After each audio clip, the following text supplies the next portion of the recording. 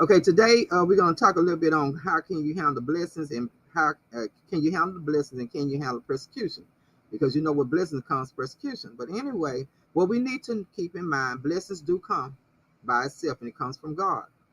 Mark 10:29 and 30, it says, Jesus told his disciples, anything you give up for my sake, whether it be your houses, your property, if you give up those things, even people, you will receive this in this life a hundredfold return with persecution.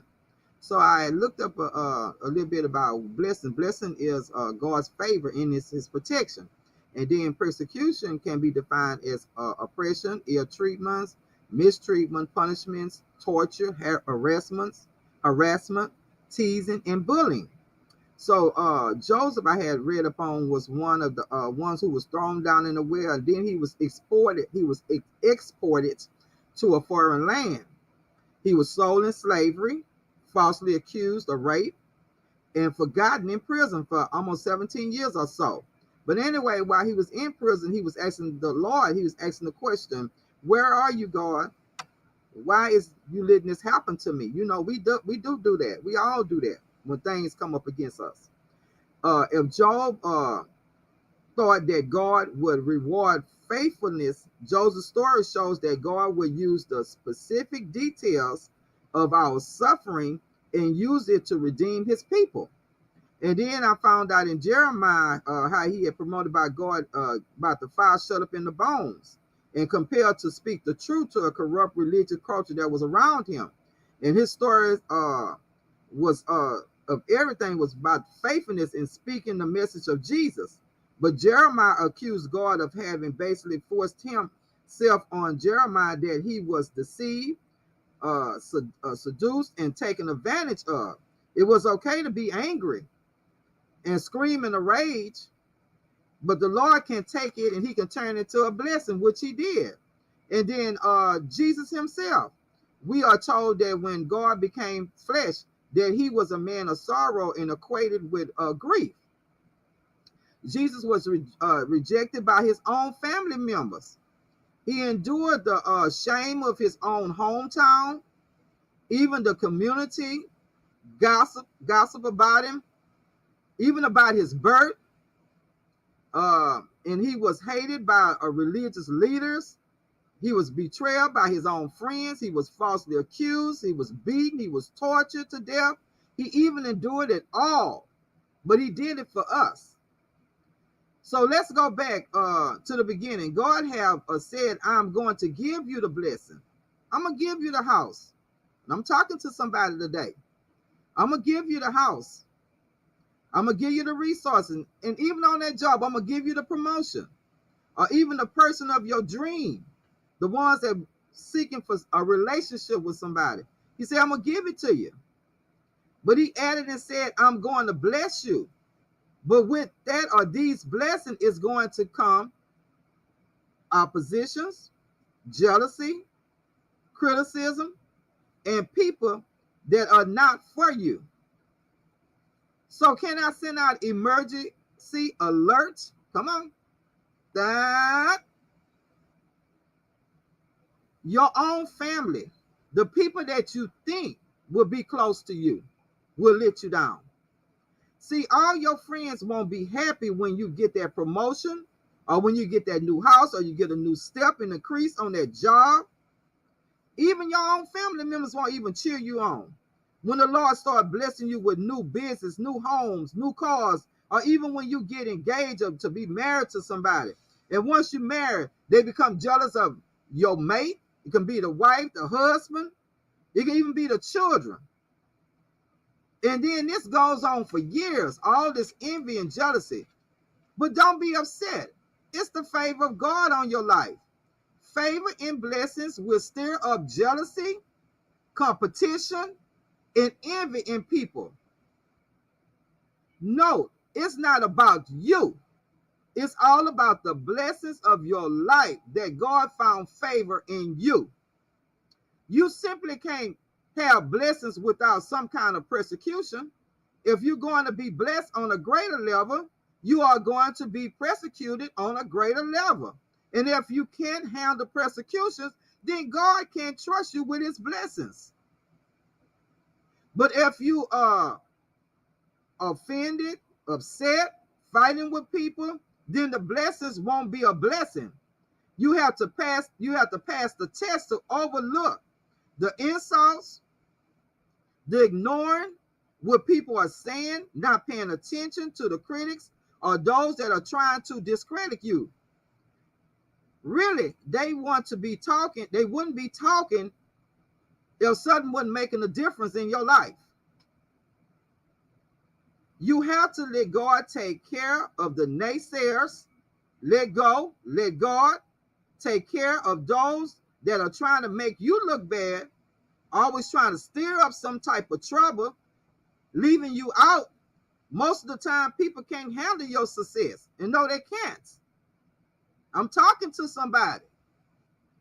Believe me, there will be times, as long as you were at their level, they had no problem. As long as you were in the same department shopping, as long as you were a singer like them, as long as you lived in their neighborhood, as long as you were on their time clock or they street corner, and don't, oh Lord, don't start blessing you. And even when the Lord start blessing you, even greater, it can stir up things you never thought would even happen. You have to be okay with them not being okay with you. Remember, your time is too valuable to worry about what people think about you. And your assignment is too important to try to convince everyone to even like you. Stop. Stop wasting your time.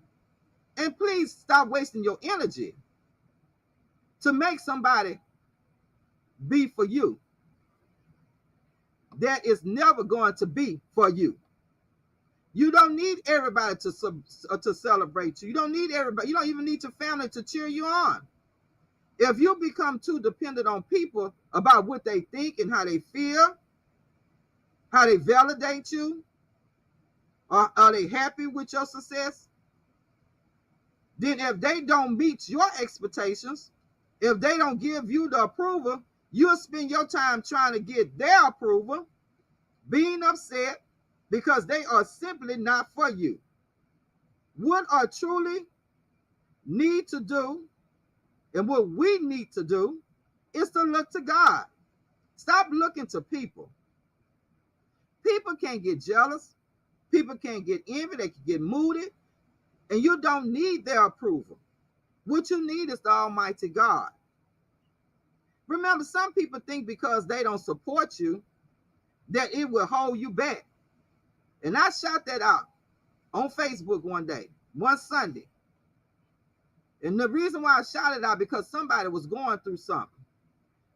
And I simply gave them this word. I say, some people think because they don't support you, that it will hold you back. I'm gonna give you another emergency alert. Let me inform you that the Lord Almighty will put a total stranger in your pathway to get you where you're supposed to be. I'm gonna say that one more time. Some people think because they don't support you, it will hold you back. No, it won't. Let me inform you with emergency alert that the Lord Almighty will put a total stranger in your life to get you where he wants you to be. The person that gets jealous when you succeed, that's what you would call a small-minded people. Small-minded people think you're going up makes them look bad. So they will put you down instead of them believing what God has done for you and found favor and blessing you and your family. God can do the same for them. And yes, he can. But small-minded people start criticizing, finding faults, trying to make you look bad. And a percentage of the time, some of us fall for their approval, not knowing God's favor is unlimited. The same thing he did for you, he can do it for them. So in this life, we will experience when we are persecuted by our own family members, our own friends, our own colleagues, our own friends on the job, our bosses. and our other Excedrin people in society. Even though this persecution may persist for a long time, instead of just trying to relate to it and beat yourself all up with it, go to the Lord in prayer, because he's the only one that can fight your battles. So we're going to say a little prayer at this time and end. Dear Father, you are the Alpha and you are the Omega. I thank you for being by my side and being by our side. When we are, for no reason, we are being persecuted, Lord, it may hurt. We may feel abused, accused, and condemned. They may even try to bring all manners of falsehood against us. Sometimes it can be a struggle to cope with for some. I release these burdens to you, Lord, and I speak in their behalf. But in the midst of it all, I know you will preserve us, and you will arise us stronger and better because you are on our side. Because you said in your word, no weapons formed against me shall prosper. You, Lord, are all powerful, you are all knowing, and you are all almighty. And despite of the situation that we are going to be placed in, help us to put our trust in you. Because we know all things work to good for those that love the Lord, and for those assured words that you will protect us. So please continue to speak your assurance into our hearts, into our minds, into our lives, and fill us with your peace that passes all understanding. Lord, I cry out to you today that nothing too difficult for you to handle in our lives. So help us to know that yes, in order to have blessings, we will go through persecutions, but above all, that we can stand, because you have told us in your word, be still and know that I am